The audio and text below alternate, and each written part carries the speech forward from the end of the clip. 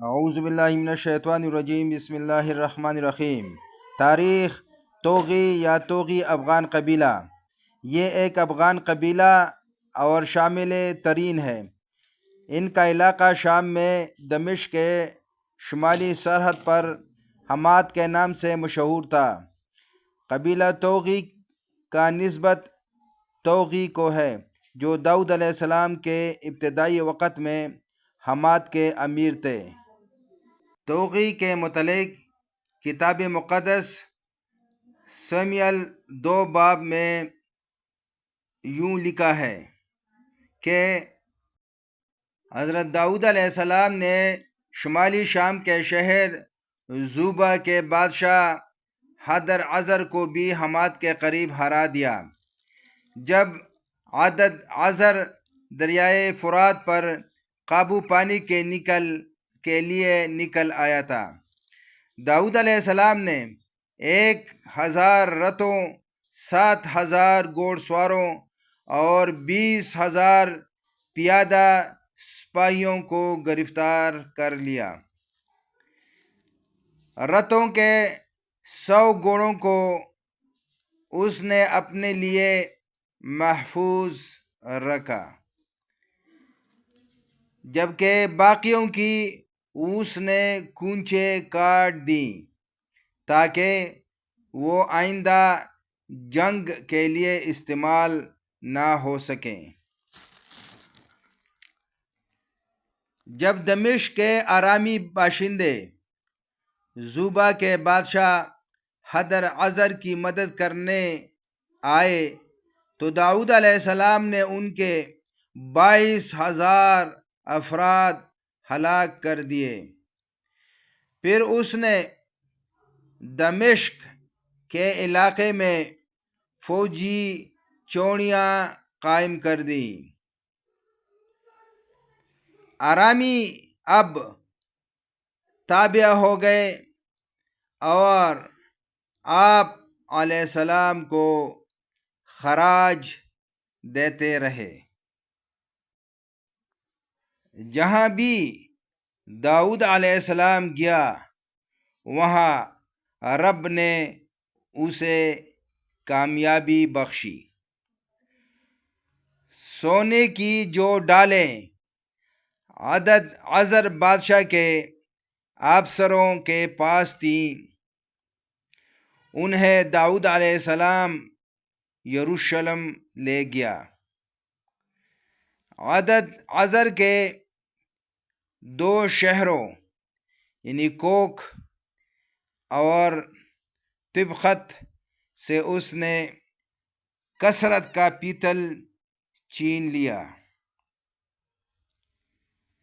بعد میں سلیمان علیہ السلام نے پیتل رب کے گھر میں سمندر نامی پیتل کا حوض، ستون اور پیتل کا مختلف سامان بنانے کے لیے استعمال کیا۔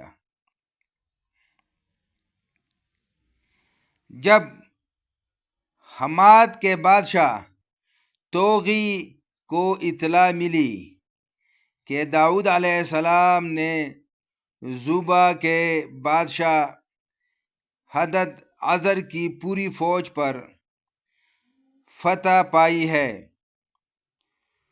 تو اس نے اپنے بیٹے ہدورام کو داؤد علیہ السلام کے پاس بھیجا تاکہ اسے سلام کہے۔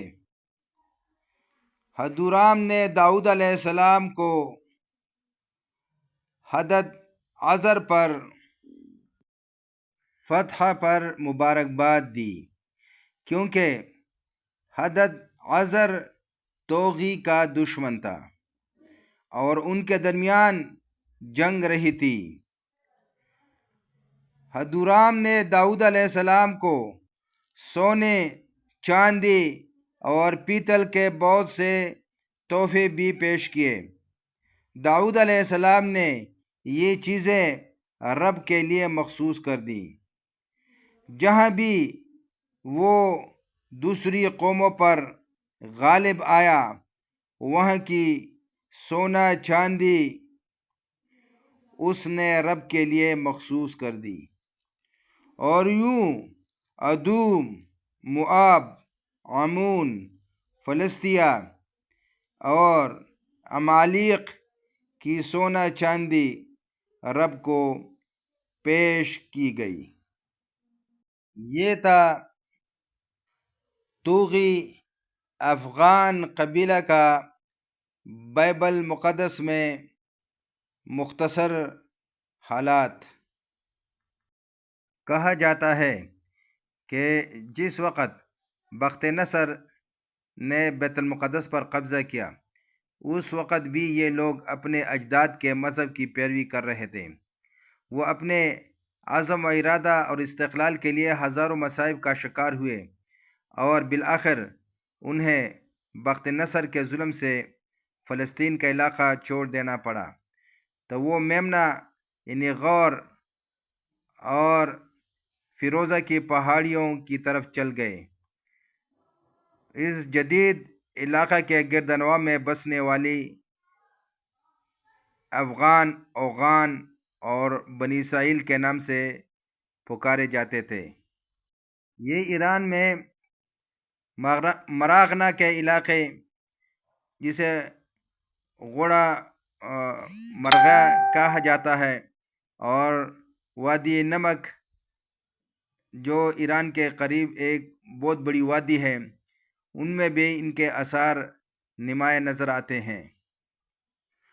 وہاں سے یہ ہو کر بلوچستان کے علاقے اور پھر یہاں موجودہ افغانستان کے علاقے، ان علاقوں میں اور پاکستان کے علاقوں میں یہ داخل ہوئے۔ ہجرت نبوی کے بعد انہیں پہلی بار حضرت خالد بن ولید رضی اللہ تعالیٰ عنہ کے ذریعے ظہور اسلام کی اطلاع ملی، تو افغانوں نے قیس عبدالرشید کی قیادت میں تحقیق حال کے لیے ایک وفد روانہ کیا، جس نے دربار رسالت میں حاضر ہو کر صداقت اسلام کے سامنے سر تسلیم خم کر دیا۔